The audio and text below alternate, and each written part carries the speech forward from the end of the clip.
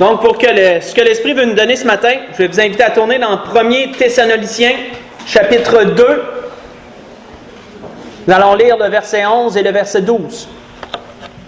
1 Thessaloniciens, chapitre 2.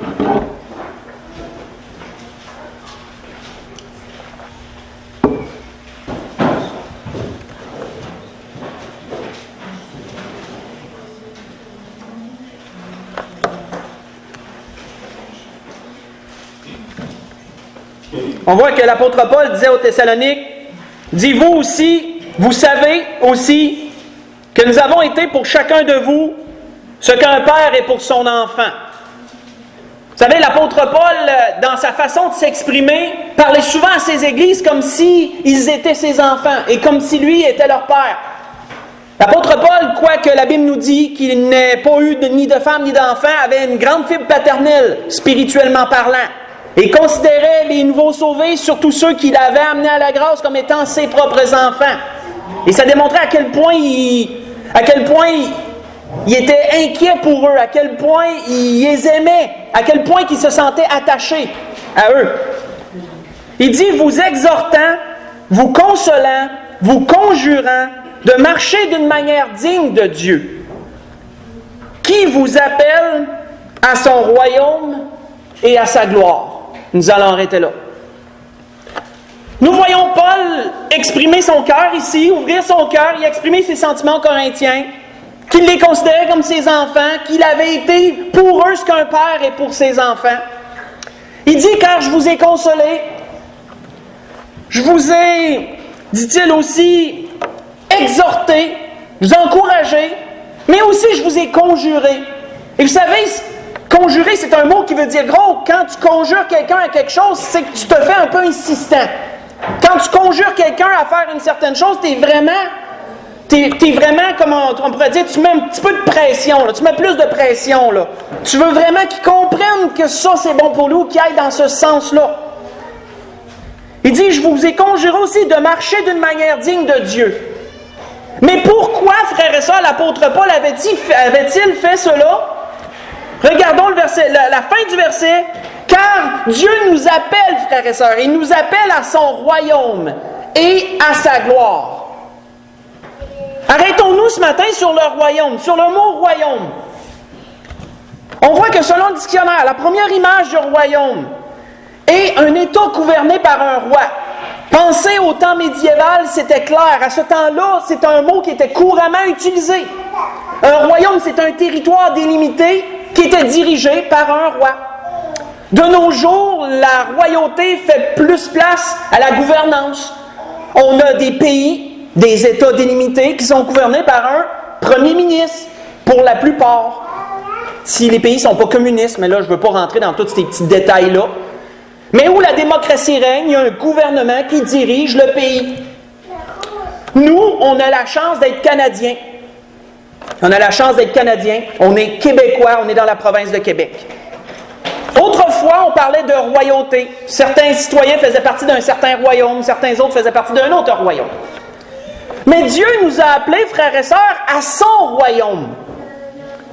On n'a pas seulement la chance d'être Canadiens, d'être dans un bon pays, mais en tant qu'enfants de Dieu, en tant que personnes qui ont un jour reçu notre Seigneur Jésus comme Sauveur, cela nous a accordé également la grâce d'être appelés à faire partie d'un autre royaume, d'être citoyen d'un autre royaume, un royaume qui est éternel, un royaume qui n'a pas ses bases sur les choses d'ici-bas, un royaume qui va durer éternellement, oui.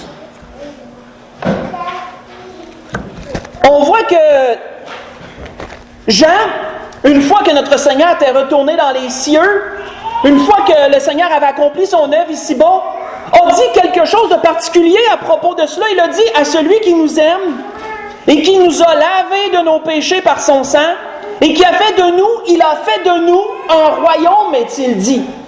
Il a fait de nous un royaume des sacrificateurs pour son Dieu, pour Dieu son Père. À lui soit la gloire et la puissance au siècle des siècles. Amen. Vous voyez que Jean dit ça dans l'Apocalypse chapitre 1, verset 6. Il a fait de nous un royaume. Jean ici touchait à une autre définition du mot royaume. Une autre définition, entité où quelqu'un règne en maître, où quelque chose occupe la première place. Si je vous dis que Canac est le royaume des bricoleurs, le royaume des entrepreneurs, le royaume des contracteurs, qu'est-ce que vous allez en comprendre? C'est qu'autrement dit, que ce qui occupe la place centrale de Canac, c'est de la quincaillerie, c'est des outils, c'est des choses qui sont en vue du bricolage, de la construction, etc. Si je pointe un certain, mettons, si je parle du maître glacier, je pense que c'est comme ça que ça s'appelle, je ne suis pas sûr, ou que la crème glacée pas trop loin, là, petit bonhomme avec le gros cornet, puis que je dis que cet endroit-là, c'est le royaume de la crème glacée. Ça veut dire quoi? Ça veut dire que la place centrale, ce qui occupe la première place à cet endroit-là, c'est la crème glacée. Vous ne trouverez pas des outils là. C'est de la crème glacée que vous allez trouver là. Jean dit, il a fait de nous un royaume. En tant qu'enfant de Dieu, frères et sœurs, comme Jean le disait, tout esprit qui confesse Christ venu en chair est de Dieu.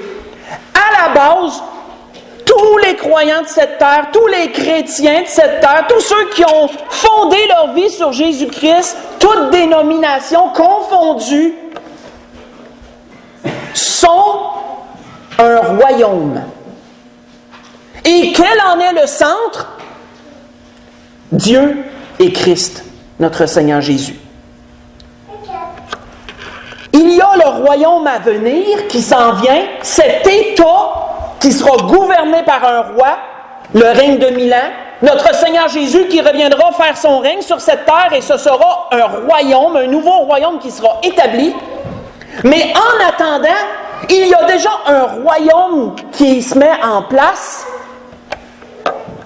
C'est tous les chrétiens qui participeront à l'avenir à ce royaume-là, à cet État-là qui sera établi. Nous formons déjà présentement, toutes les églises faisant partie, églises fondées sur Jésus-Christ bien sûr, font partie de ce royaume. Nous sommes un royaume. L'Église de l'Espérance font partie du royaume. Nous sommes le royaume. Et vous savez, c'était le cœur du message de notre Seigneur lorsqu'il est venu en chair ici-bas.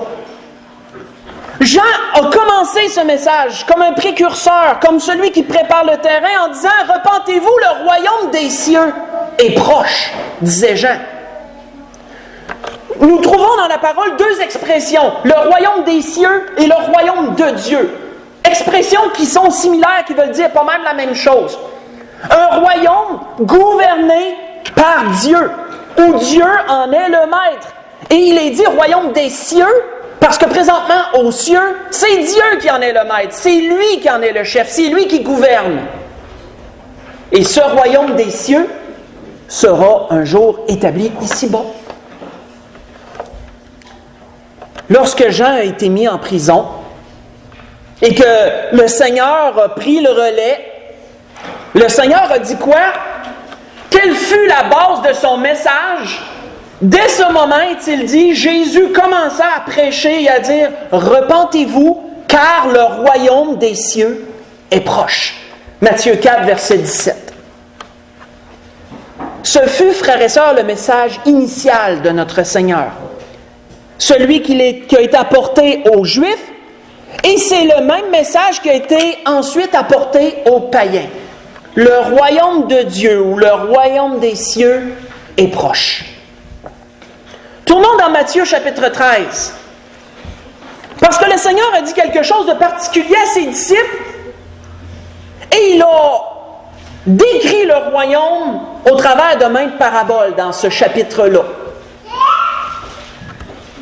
Et l'Esprit veut nous donner de voir deux de ces paraboles et de vraiment en comprendre le sens. Vraiment bien capter le sens des paraboles que nous allons voir. Dans Matthieu 13, ce que le Seigneur a fait, qui est particulier, c'est le seul chapitre qui est aussi rempli de paraboles. C'est le chapitre des paraboles, concernant le royaume des cieux toujours. C'est comme si le Seigneur prenait une chose puis il la regardait dans tous les sens. C'est comme si qu'il la retournait puis on la regardait dans toutes les facettes. C'est ça que le Seigneur faisait dans Matthieu 13.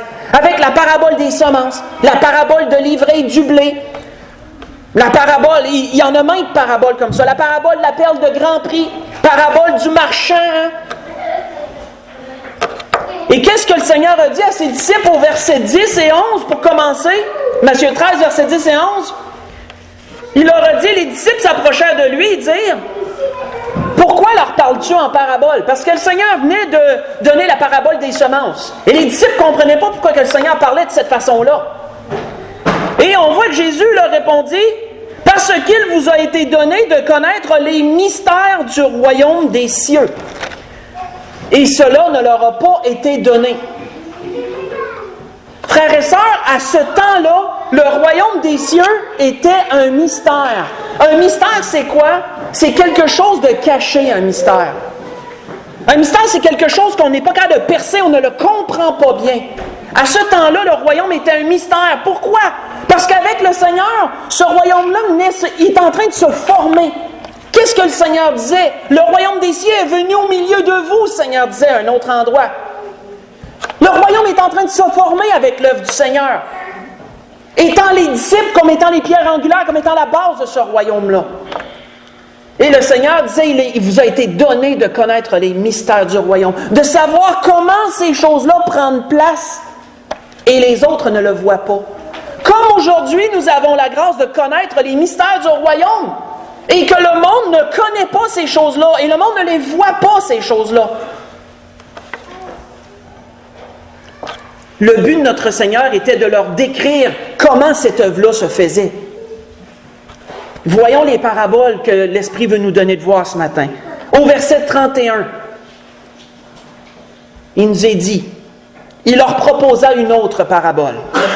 Et il dit, « Le royaume des cieux est semblable à un grain de sénévé qu'un homme a pris et semé dans son champ. C'est la plus petite de toutes les semences. Mais, quand il a poussé, il est plus grand que les légumes et devient un arbre, de sorte que les oiseaux du ciel viennent habiter dans ses branches. » Nous allons arrêter là. Le royaume des cieux, frères et sœurs, est semblable à un grain de sénévé. Pour ceux qui font de la cuisine, vous savez qu'un grain de sénévé, c'est des graines de moutarde. On l'utilise en cuisine comme assaisonnement. Entre autres, ces graines-là, ils ont un goût assez particulier et assez prononcé. On l'utilise en cuisine pour assaisonner des sauces ou autres.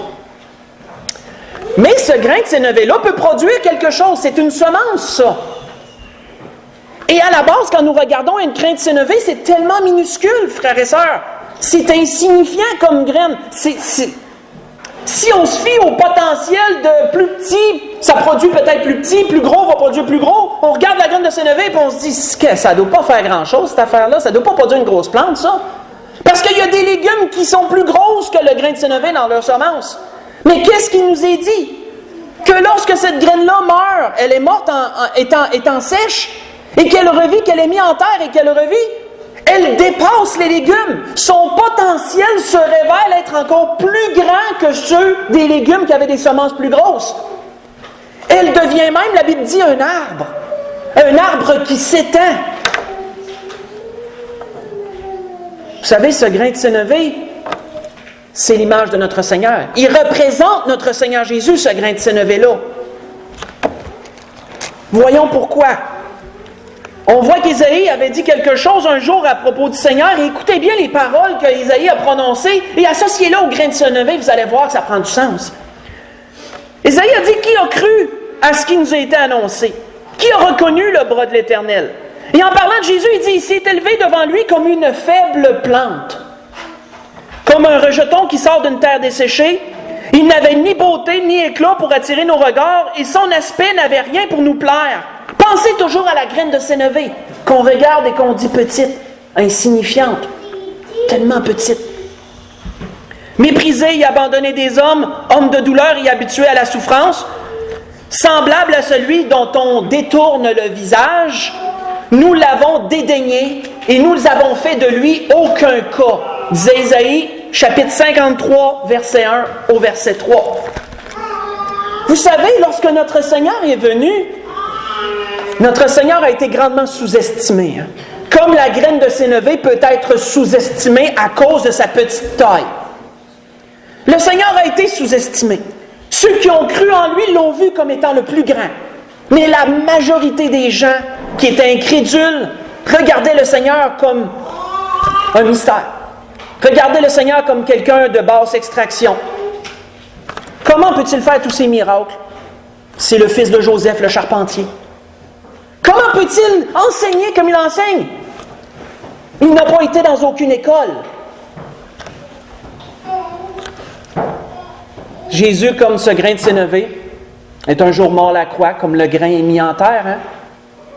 Et c'est ce que l'apôtre Paul disait aux Corinthiens, si vous voulez le prendre en note et le lire pendant la semaine, 1 Corinthiens 15, verset 35 au verset 38, où que l'apôtre Paul dit que si un grain n'est pas mis en terre et ne meurt, il ne peut produire rien. Mais lorsqu'il est mis en terre, qu'il meurt et qu'il renaît, il produit une pousse qui lui est propre, soit du blé, soit peu importe la semence. Comme notre Seigneur est mort à la croix, il a été mis dans le sépulcre, lorsqu'il est ressuscité, cette graine de sénévé a dépassé les légumes. Elle a dépassé les philosophies de ce monde, elle a dépassé les différents enseignements et elle est devenue un arbre, frères et sœurs. Cette œuvre s'est étendue de façon vraiment exponentielle comme un arbre, étend ses branches. Un beau parallèle, nous n'y tournerons pas, Jean 15, où le Seigneur disait « Je suis le cep et vous êtes le sarment ». Une autre image. Et qu'est-ce que la Bible nous dit? Les oiseaux sont venus se poser sur ces branches. La fin de la parabole nous dit. Ils sont venus se reposer sur ces branches. Parce que les oiseaux, on sait que ça peut voler un certain temps. Mais à un moment donné, les oiseaux sont comme toutes les créatures, sont fatigués. Ils ont besoin de se reposer, ils ont besoin de se percher quelque part où ils vont être en sécurité, ou qui vont ressentir une certaine paix, ils vont pouvoir se reposer. Et frères et sœurs, ces oiseaux nous représentent. Nous sommes des oiseaux qui sont venus se poser sur l'arbre, qui est Jésus-Christ, sur l'arbre de sénévé. Et nous avons répondu à cette invitation que le Seigneur lançait. « Venez à moi, vous tous qui êtes fatigués et chargés, je vais vous donner du repos, comme l'arbre sert de repos aux oiseaux. Venez à moi, je vais vous donner du repos. Prenez mon joug et suivez mes instructions, disait le Seigneur, parce que je suis doux et humble de cœur, et vous trouverez du repos pour vos âmes. Car mon joug est doux et mon fardeau léger, disait le Seigneur. » Matthieu 11, versets 28 à 30. David, dans un psaume, en pensant à son refuge, il l'avait bien dit, il l'avait bien imagé lui aussi. Il a dit, « C'est en l'Éternel que je cherche mon refuge, disait David. Comment pouvez-vous me dire, fuis dans les montagnes comme un oiseau? » Vous voyez ça dans Psaume 11, verset 1. Alors, frères et sœurs, le royaume des cieux est semblable à ça. Jésus est venu, leur annonçant que le royaume des cieux était proche, que leur annonçant que le royaume était même rendu au milieu d'eux, parce qu'il était là, lui, et que les disciples avaient cru en lui, et que les choses commençaient à se faire. Et le royaume des cieux est comme un grain de sénévé, mis en terre, qui ensuite a produit, et il a produit une plante qui a dépassé toutes les autres. C'est l'œuvre du royaume. On vit encore aujourd'hui les effets de cela. Voyons l'autre parabole, notre image qui va nous aider à comprendre davantage et à le capter, cet aspect-là. Il leur dit, au verset 33, juste après, il leur dit cette autre parabole. Le royaume des cieux est semblable à du levain qu'une femme a pris et mis dans 3 mesures de farine jusqu'à ce que toute la pâte soit levée. On va arrêter là. Quelle est la fonction du levain, frères et sœurs? L'apôtre Paul l'avait bien décrit dans un certain endroit. Quelle est la fonction du levain? Il avait dit, ne savez-vous pas qu'un peu de levain fait lever toute la pâte, avait dit Paul, 1 Corinthiens 5, verset 6. Vous savez, le levain a mauvaise réputation.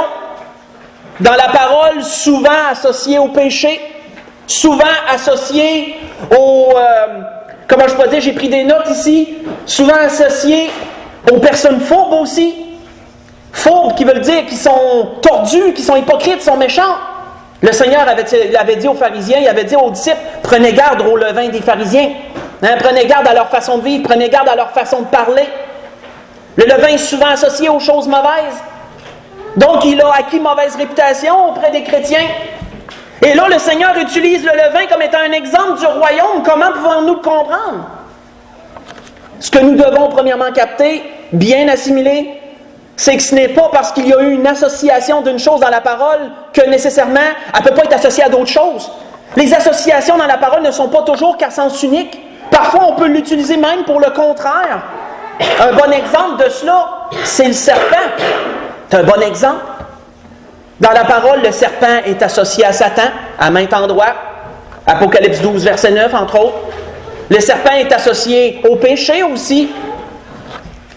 Mais le Seigneur n'a-t-il pas pris le serpent comme un modèle de prudence pour les chrétiens?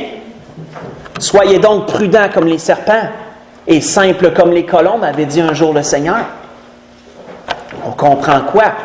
On comprend que parfois, il y a des associations qui se font d'un sens, mais on peut prendre une chose puis l'associer dans un autre sens aussi. Le levain, c'est la même chose. Ici, le levain représente quelque chose de bon. Représente quelque chose de bon. Comment pouvons-nous le comprendre?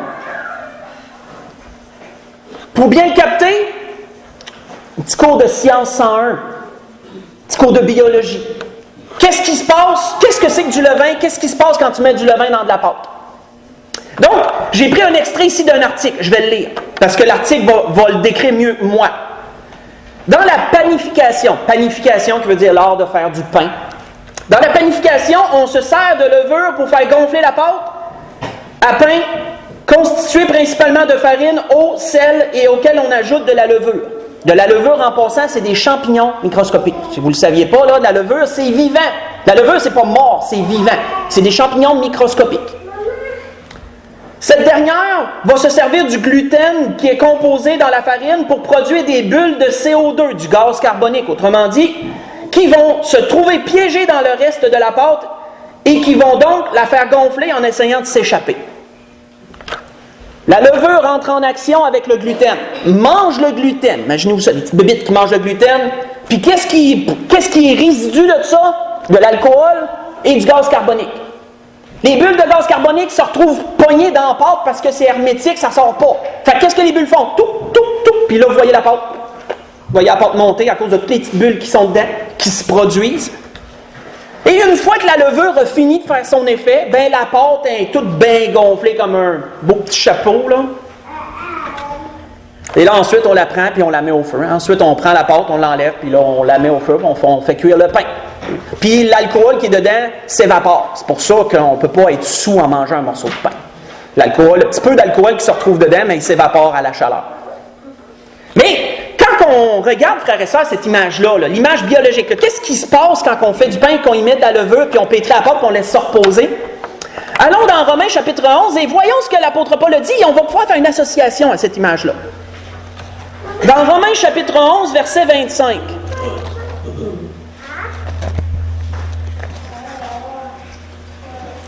Où l'apôtre Paul disait ici un autre mystère.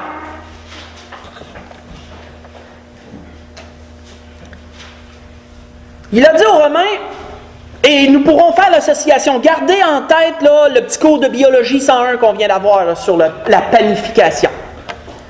Et il a dit, car je ne veux pas, frère, Romains chapitre 11, verset 25, car je ne veux pas, frère, que vous ignoriez ce mystère, afin que vous ne vous regardiez point comme sages. Une partie d'Israël est tombée dans l'endurcissement. Et on le sait, le Seigneur a prié le Père de pardonner lorsqu'ils l'ont crucifié, mais on sait qu'ils ont été mis de côté pour un certain temps. Et que l'accès a été donné aux païens à la grâce, au royaume aussi, que le Seigneur leur avait apporté premièrement.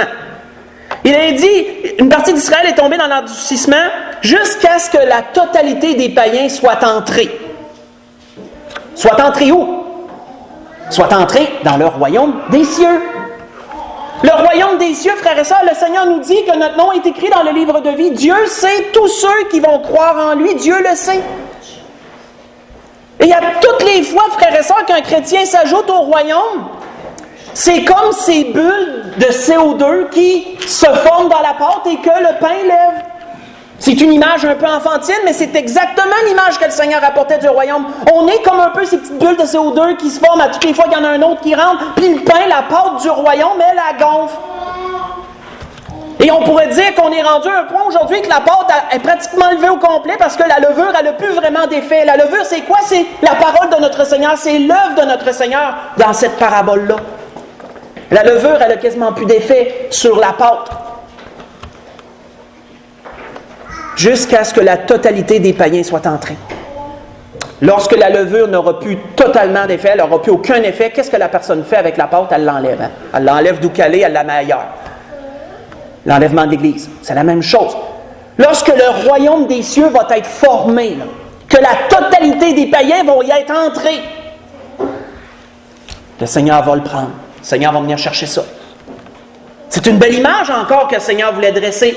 Montrer le royaume des cieux est semblable à ça. C'est l'œuvre du royaume.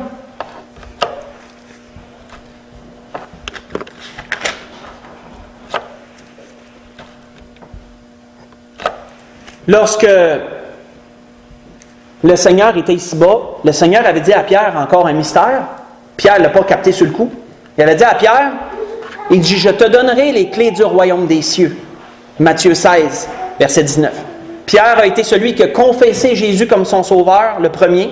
Et Jésus l'avait dit bienheureux. Il avait dit, ça vient du Père, ça ne vient pas de ta tête, ça, là, ça ne vient pas de ton imagination, ça ne vient pas de ta logique.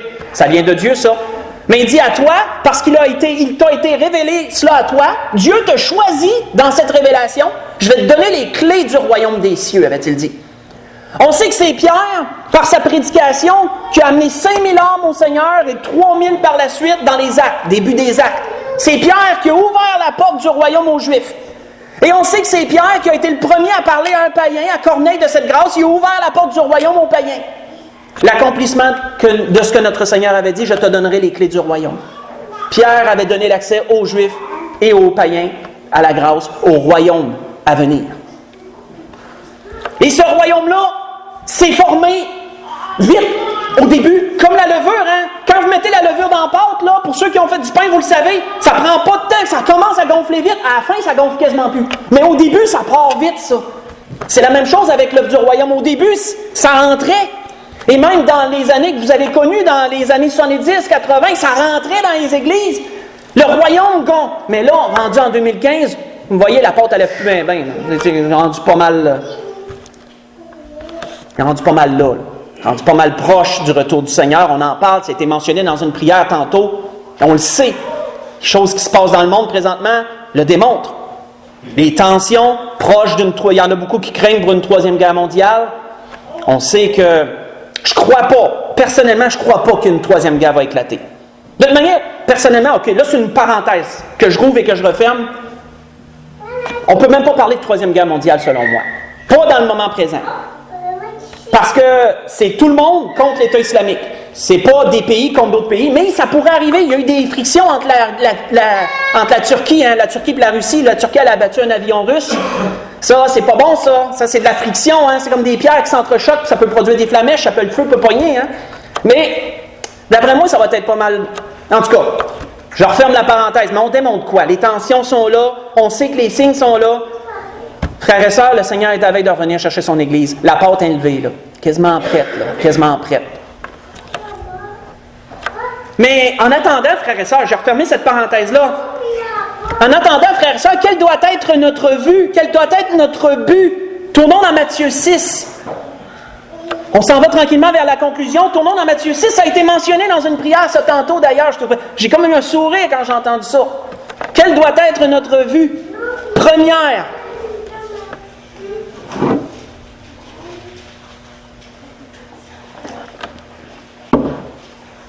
Et c'est important, d'autant plus qu'on sait que le Seigneur est proche, d'autant plus. Matthieu 6, verset 33. Hein, quand il a été mentionné des inquiétudes, puis tout, regardez les oiseaux du ciel, regardez les plantes, avait dit le Seigneur, etc. Qu'est-ce qu'il avait dit au verset 33? Cherchez premièrement le royaume et la justice de Dieu. Et toutes ces choses vous seront données par-dessus. Cherchez premièrement le royaume, frères et sœurs, et la justice de Dieu. Le royaume doit occuper la place centrale de nos cœurs et de nos pensées. Ça doit être l'objet de nos recherches, l'objet de nos investigations, l'objet de nos méditations. Lorsque le Seigneur était ici-bas avec ses disciples, un jour, les disciples ont posé une question au Seigneur. Ils ont dit au Seigneur, qui est le plus grand dans le royaume des cieux? Matthieu 18, verset 1. Question qui peut nous sembler banale. Mais arrêtons-nous sur l'intention. Qu'est-ce que ça démontrait, ça, la question que les disciples ont posée au Seigneur? Ça démontrait qu'il était intéressé. Ça démontrait qu'il voulait savoir, puisqu'ils ont posé cette question-là. Quand on pose des questions pour un sujet quelconque, ça démontre qu'on a un intérêt, ça démontre qu'on veut comprendre. Les disciples voulaient comprendre le royaume des cieux, ils voulaient capter cette image-là, cette idée-là, bien la capter. Fait qu'ils ont demandé des questions au Seigneur. Il y en a eu d'autres questions à propos du royaume. L'enseignant était là, le professeur était là, c'était bon de demander des questions pour comprendre. On voit quoi aussi? On voit qu'il y a des disciples qui ont démontré quelle place qu'ils voulaient dans ce royaume-là. Hein? Ils ont démontré leurs ambitions. Jacques et Jean, qu'est-ce qu'ils ont demandé au Seigneur? Lorsque ce royaume-là va venir, on veut être assis à ta droite et à ta gauche, disaient ces deux gens. Ils étaient trop gênés, ils ont envoyé leur mère demander pour eux autres. Frères et sœurs, avons-nous de l'ambition dans le Seigneur? Quelle place voulons-nous dans ce royaume? Il y en a plusieurs, moi, j'ai déjà posé cette question. Il y en a plusieurs qui m'ont dit, moins de temps que j'en fais partie. Moins de temps que je suis là, pas de problème. Oh oui, ok, oui, écoute, en Jésus-Christ, si tu gardes ta place, tu vas être dans le royaume. Mais qu'est-ce que la parole nous dit? Le Seigneur disait qu'il y en aura des petits dans le royaume et qu'il y en aura des grands dans le royaume. C'est ce que le Seigneur Jésus a dit. Matthieu 5, verset 19 et verset 20. Celui qui va retrancher des choses de la parole et qui va enseigner aux autres à le faire sera appelé petit dans le royaume des cieux. Et l'autre qui va l'enseigner avec exactitude, qui va le pratiquer et qui va l'enseigner avec exactitude va être appelé grand, la Bible dit, dans le royaume. Il y en aura des petits, il y en aura des grands. Matthieu 11, verset 11 aussi en parle de ça. Qu'est-ce que nous voulons être, frères et sœurs? Sommes-nous comme Jacques et Jean? Voulons-nous être des grands ou voulons-nous être des petits? Ça reste à chacun. Mais vous savez, normalement, quand on vise quelque chose, on n'a pas toujours ce qu'on vise. On a des fois un petit peu plus bas que ce qu'on vise. Fait que si on vise le plus bas, on va-tu tomber une coche en dessous du plus bas? Mais si on vise en haut, on est sûr d'arriver dedans. On ne veut pas. C'est une image. Qu'est-ce que nous voulons?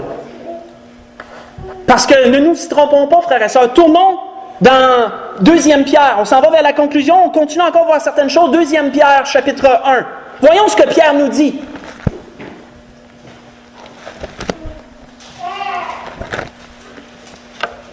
Voyons ce que Pierre nous dit.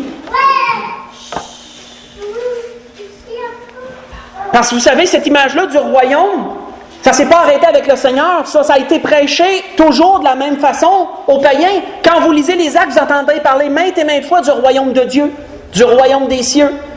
Lorsque vous lisez les écrits des apôtres, vous entendez parler du royaume aussi. Cette même image a continué son chemin, c'était le message de base. Qu'au travers de Jésus-Christ, on avait accès à un nouveau royaume. On était appelé à un nouvel héritage, à devenir citoyen des saints, gens de la maison de Dieu, disait le Seigneur. Disait l'apôtre Paul plutôt à un autre endroit. On sait que c'est l'image, c'est ce que le Seigneur nous a donné. Et voyons ce qu'il nous est dit dans 2 Pierre. On va faire un petit peu de lecture ici. 2 Pierre, chapitre 1, verset 3. Il est dit, sa divine puissance nous a donné ce qui contribue à la vie et à la piété, au moyen de la connaissance de celui qui nous a appelés par sa propre gloire et par sa vertu. Celle-ci nous assure de sa part les plus grandes et les plus précieuses promesses. Toujours en rapport avec le royaume, c'est toujours ça. Afin que par elle, vous deveniez participants de la nature divine, en fuyant la corruption qui existe dans le monde par la convoitise. Et à cause de cela même, faites tous vos efforts, Les disciples n'ont jamais enseigné à viser le plus bas. Ils n'ont jamais enseigné ça comme ça. Ils ont toujours enseigné à aller au plus haut, à viser le plus haut, à mettre nos efforts, à y mettre du note, à vraiment vouloir ce qu'il y a de mieux. À cause de cela même, faites tous vos efforts pour joindre à votre foi la vertu. À la vertu, la science. À la science, la tempérance. À la tempérance, la patience. À la patience, la piété. À la piété, l'amour fraternel. Et à l'amour fraternel, la charité. Car si ces choses sont en vous, et ils sont avec abondance, elles ne vous laisseront point oisifs ni stériles pour la connaissance de notre Seigneur Jésus-Christ. Elles ne vous laisseront point oisifs. Quelqu'un qui est oisif s'occupe de futilité. Quelqu'un qui est oisif, là, au lieu de s'occuper des choses importantes, là, il va s'occuper des choses insignifiantes qui n'apportent rien. Il est oisif. Celui qui est travaillant, mais lui, il va focuser, focuser, c'est un anglicisme, il va cibler ses efforts sur les choses importantes. Mais celui en qui ces choses ne sont point est aveugle. Il ne voit pas de loin, il a mis en oubli la purification de ses anciens péchés. Et regardons les 2 versets suivants. C'est pourquoi, frères, appliquez-vous d'autant plus à affirmer votre vocation et votre élection. C'est toujours en rapport au royaume, ça, là. Car en faisant cela, vous ne broncherez jamais, et c'est ainsi, en effet, que l'entrée dans le royaume éternel de notre Seigneur et Sauveur Jésus-Christ vous sera pleinement accordée. Frères et sœurs, si Pierre dit ça, c'est parce que pensons pas que les portes vont être grandes ouvertes pour absolument tout le monde, pour celui qui n'aura fait aucun effort comme pour celui qui en aura fait plein. Si l'apôtre Pierre dit, en faisant ces choses, en mettant vos efforts, l'entrée va vous être pleinement accordée. S'il dit pleinement, ça veut dire qu'il y en a qui l'entrée va moins bien être accordée, on pourrait dire. Hein? Mais il y en a d'autres que l'accès va leur en être pleinement accordé.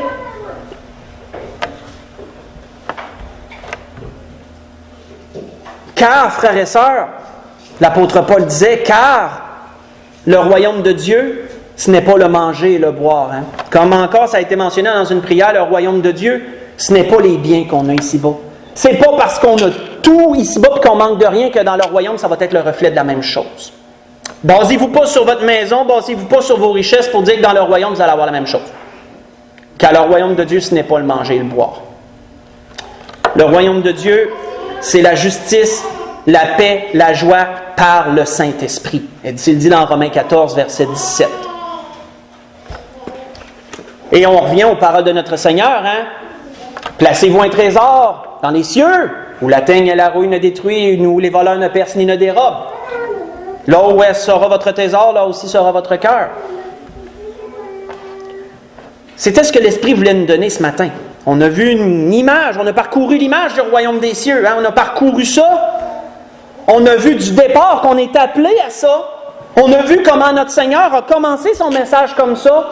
On a vu des paraboles qui nous expliquent comment ça s'est formé le royaume et qu'on en fait partie du royaume. Et qu'un jour, il va venir s'établir comme un État souverain qui régnera sur toute la terre, physiquement, sur cette terre-ci, pendant 1000 ans. Et ceux qui sont dans ce royaume, qui auront un accès pleinement accordé, vont faire partie aussi du royaume à venir. Chacun à son rang, comme est-il dit dans un autre endroit. Il y en a qui ont visé haut, il y en a qui visent bas. Il faut prendre garde, quand on vise bas, ça peut être dangereux.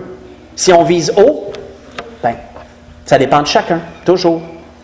Ce royaume-là doit être dans nos pensées, doit être l'objet de notre méditation, on doit chercher à comprendre davantage ces choses. Comme l'apôtre Pierre a dit, on doit se perfectionner, hein? Le perfectionnement des saints, on essaye d'acquérir davantage de toutes ces choses, des fruits de l'esprit. On essaie d'acquérir ces choses. La sanctification, et moi j'aime bien cette parole où il est dit qu'on doit marcher dans la sanctification sans laquelle nul ne verra le Seigneur. Ça, c'est des paroles pesantes, ça. Hein, qu'on doit marcher dans la sanctification sans laquelle nul ne verra le Seigneur. Pour conclure, voyons ce qui sera dit à ceux qui auront pleinement, à ceux qui feront partie de ce royaume à venir. Dans Matthieu 25, nous allons lire à partir du verset 31. Matthieu chapitre 25. Et ceci n'est pas une parabole, ce sont les paroles mêmes véritables qui arriveront. Matthieu chapitre 25, verset 31, pour conclure ce que l'Esprit a voulu nous donner ce matin.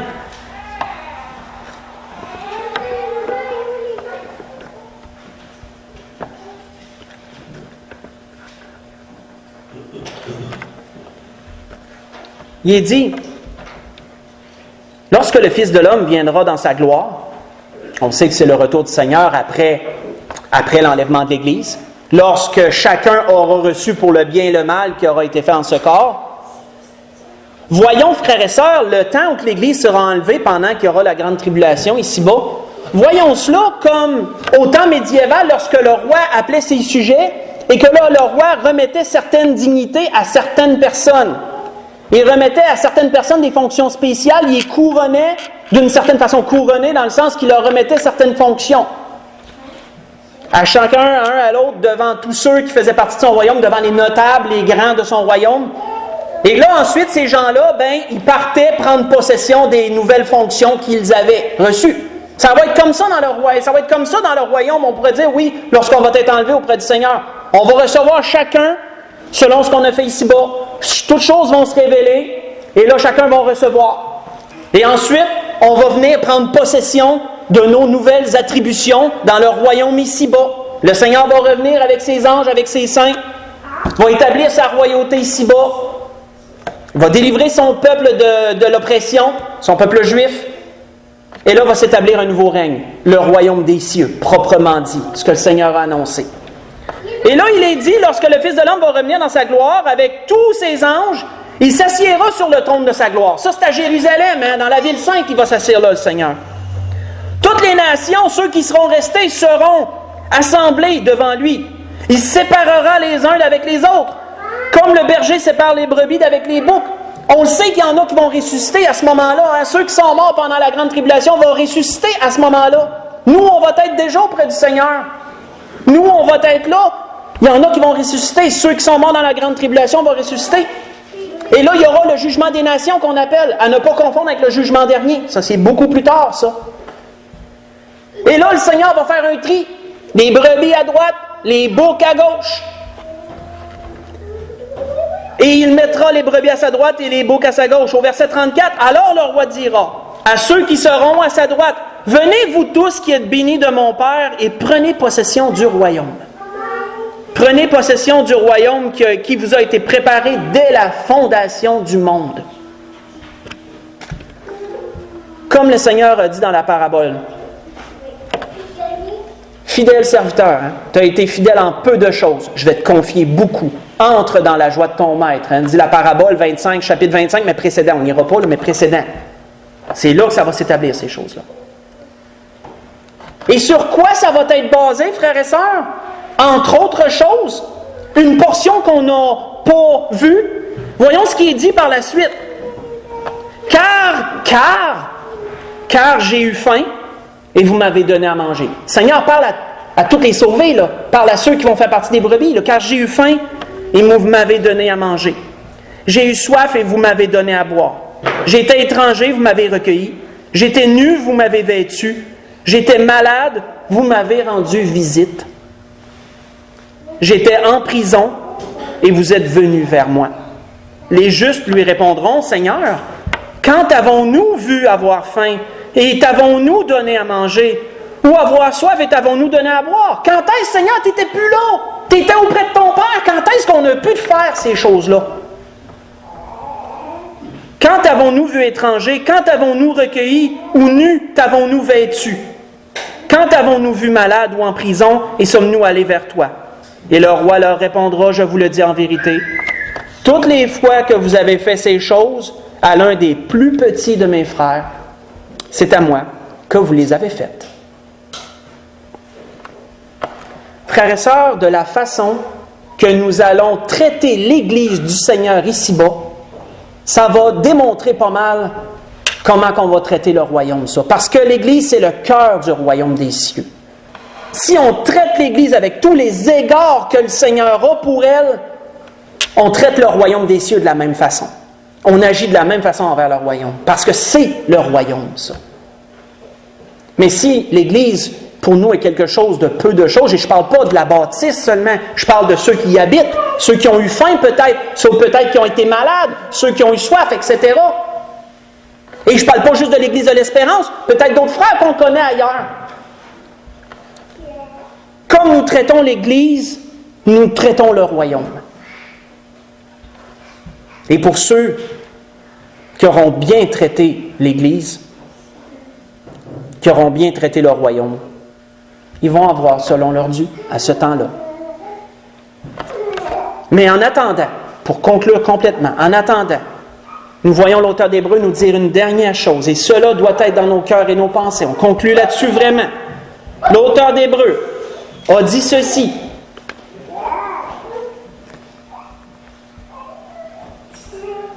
C'est pourquoi, recevant un royaume inébranlable, montrons notre reconnaissance en rendant à Dieu un culte qui lui soit agréable, avec piété et avec crainte.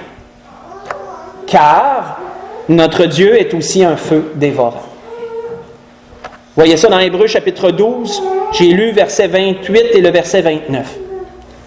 La grâce que je nous souhaite à tous. Soyons conscients de la grâce qu'on a. Soyons conscients de la chance qu'on a. La chance, c'est une façon de parler, bien sûr. Là. Soyons conscients de la grandeur de ce qui nous a été donné. Ne méprisons pas le royaume. Ne méprisons pas l'Église du Seigneur, mais donnons-lui tous les égards qui lui est dû en tous sens. Parce que c'est le royaume des cieux, ça.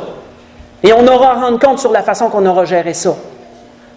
Soyons là les uns pour les autres, nous consolant, nous réjouissant ensemble, nous aidant de toutes les façons possibles. Soyons là pour l'Église du Seigneur dans tous les sens. Travaillons pour des bourses qui ne s'usent point. Parce que le retour du Seigneur est proche et on aura à rendre compte de ces choses. C'était ce que l'Esprit voulait nous donner ce matin. On peut se lever pour le dernier cantique.